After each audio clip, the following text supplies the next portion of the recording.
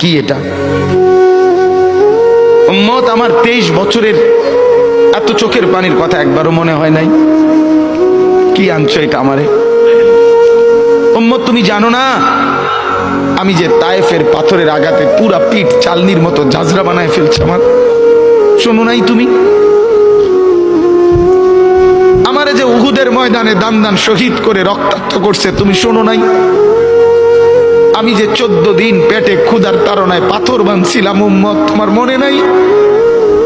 একবারও শোনো নাই আমার ক্ষুধার কষ্ট, আমার পিঠের ব্যথা, আমার দাঁতের ব্যথা, আমার কাঁধে 2টা কড়া ঢুকে গেছে উম্মত।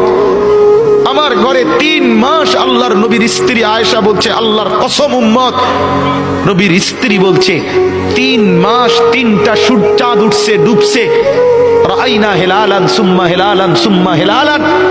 3 চাঁদ 3 মাসে নবীর 9 জন বিবির কারো ঘরে আম্মা জান আয়েশা বলে 1 ফোঁটা চুলায় আগুন জ্বলে নাই। মা আওকাদাত ফি আবিয়াতে রাসূলিল্লাহ নারুন, নবীর একজন বিবির ঘরেও আগুন জ্বলে নাই। আল্লাহ নবীর স্ত্রী আয়েশা একদিন বলছিল নবীকে পিঠে হাত বুলাইয়া, ইয়া রাসূলুল্লাহ, স্বামী আপনার পিঠ ছিদ্র ছিদ্র কেন? পুরা পিঠ চালনির মতো ছিদ্র ছিদ্র কেন? আপনার কি ছোটবেলায় বসন্ত রোগ হয়েছিল, গোটা হয়েছিল? আল্লাহর নবী চোখের পানি ফেলে বলছে, আয়েশা তুমি জানো না আমার এই পবিত্র দেহে তো কোনোদিন মশাও বসে না, মাছিও বসে না, পোকা বসবে কেমনে? আমার পবিত্র দেহে তো হাঁটলে মেশকের গ্রান বের হয়, আমার পেশাব পায়খানাও তো কোনোদিন জমিনের উপরে 1 সেকেন্ড থাকে না, মাটি ফাঁক করে ভেতরে নিয়ে যায়, সেই আমার গায়ে গোটা হবে কেন? আয়েশা এগুলো আমার তায়েফের পাথরের আঘাতের রক্তের দাগ।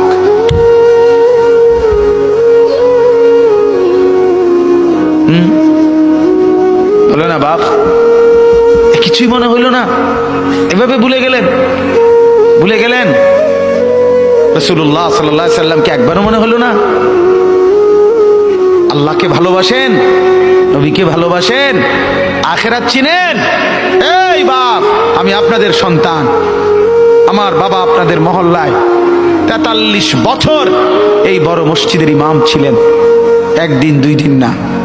আমি এই মাটিতে বড় হওয়া ছেলে, এই প্রাইমারি স্কুলের ছেলে, এখানেই বড় হয়েছি। এরা সব আমার আপনজন। আমি আমার আপনজনদেরকেই শক্ত করে বললাম, আমি যদি কারো ভাতিজা হই আপনি আমার চাচা, আমি চাই আমার চাচা যেন হয় জান্নাতি। আমি যদি কারো নাতি হই আপনি আমার দাদা, আমি চাই আমার দাদা যেন হয় জান্নাতি। আমি যদি কারো ভাই হই বন্ধু, তো আমি চাই ভাই 2 ভাই মিলে একসাথে হই জান্নাতি। আল্লাহ তোমাকেও তৌফিক দেন, আমাকেও তৌফিক দেন। দোয়া করি বাপ, দোয়াও চাই। জিন্দগি বদলান যুবক, জিন্দগি বদলাও। দিবা নিশির ফিকির আমার, জিন্দগি চেঞ্জ করেন, জীবন চেঞ্জ করেন। ফজরের নামাজে অভ্যস্ত হন। আল্লাহর কসম বন্ধু, ফজরের নামাজ যে পড়বে না সে ইমাম মাহাদিকে খুঁজে পাবে না, সে দাজ্জালের অন্তর্ভুক্ত হবে। এটা হাদিস। মাহাদি পাবে না, দাজ্জালের অন্তর্ভুক্ত হবে। এই সমস্ত মাথার সেলুন কাটিং চুল যেগুলো উঁচা, সামনে বড় বড় চুল, এদিকে চুল নাই এদিকে চুল নাই, সব দাজ্জালের চুল। বিশ্বাস করো, একেবারে পরিষ্কার হাদিস, মুসলিম শরীফের হাদিস। আল্লাহর নবী বলছে দাজ্জাল হবে শাবুন কাতাতুন, দাজ্জাল হবে যুবক, আর দাজ্জালের চুল হবে এলোমেলো।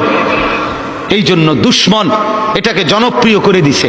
এদিকে নাই এদিকে নাই, ওইদিকে নাই, এখান দিয়ে নাই, এখান দিয়ে ফেলায় দিছো, ওইখান দিয়ে উঁচা করে রাখছো, সামনে দিয়ে ঝাঁকড়া বানায় রাখছো। কি করছো বাপ? কোনোদিন জিজ্ঞাসা করলা না এটা কার থেকে নিলা? কি এটা? এটা কি মডেল নিলা? সেলুন থেকে বুঝি মানুষে মডেল নেয়, নাফিদ বুঝি ডিজাইনার হয়? হ্যাঁ, এটা বুঝি একটা রুচি হলো? হ্যাঁ, কি পড়লা বন্ধু?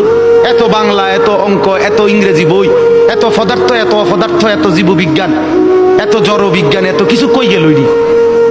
এরপরে সব থুইয়া নাফিতের থেকে গিয়া ডিজাইন আনলা। কথা বলেন না কেন? নাফিত থেকে কেন ডিজাইন আনলেন? নাফিত কেন সাজাই দিবে মুসলমানকে? মুসলমানকে সাজাবে তো রাসূলুল্লাহ সাল্লাল্লাহু আলাইহি ওয়াসাল্লাম। এক সাহাবী বলছেন নবী কেমন ছিল জানো? যার সারা অঙ্গ 1 একসাথে দেখলে সবচেয়ে সুন্দর, প্রতি অঙ্গ আলাদা আলাদা দেখলেও সবচেয়ে সুন্দর। আরেকজনকে বলছে আপনি বলেন তো, আরেক সাহাবী বলছে আমি বলি, যে নবী ছিলেন এমন যাকে একবার দেখলে আবার দেখতে মন চায়, দ্বিতীয়বার দেখলে প্রথমবারের চাইতে আরো সুন্দর মনে হয়, যত তারে দেখি তত সুন্দরই লাগে। তিনি ছিলেন এমন। আল্লাহ তাআলা মেরাজে, এই যে এই মাস, 7 আসমানের উপরে আরশে আজিমে আল্লাহ তাআলা নবীকে নিয়ে গেলেন। যখন আরশের উপরে আল্লাহ তাআলা রাসূল সাল্লাল্লাহু আলাইহি সাল্লামকে দাঁড় করাইলেন, এইবার আল্লাহ বললেন, বন্ধু কোনানে আনছি জানেন? আপনি জানেন কোথায় আনছি আপনারে?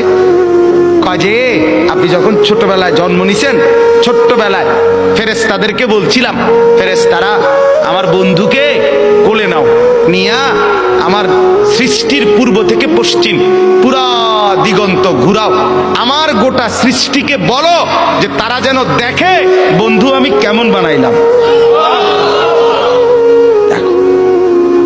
দেখ আসমান দেখো, জমিন দেখো, বন্ধু আমি কেমন বানাইলাম। নাক দেখো, চোখ দেখো, ঠোঁট দেখো, মুখের চাহনি দেখো, চেহারার রং দেখো, চোখের পলক দেখো।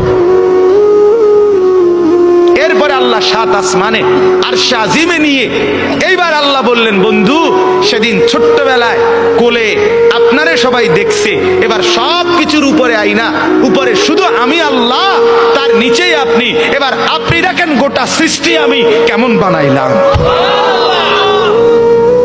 ওই সময় ওরা দেখছে, এখন আপনি দেখেন, আপনি দেখেন।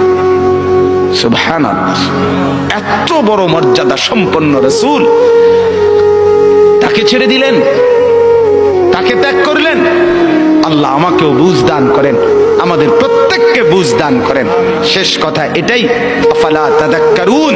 আল্লাহ বলে, বান্দা আমি কিন্তু গুনাহ লম্বা হইলে, নাফরমানি লম্বা হইলে, আমার অবাধ্যতা লম্বা হইলে, মনের চাহিদা মতো খামখেয়ালি করিলে আমি কিন্তু গোমরা করে দেই, আমি মোহর মেরে দেই, চোখে পর্দা ফেলে দেই, আর হেদায়েত দিবার কেউ থাকে না।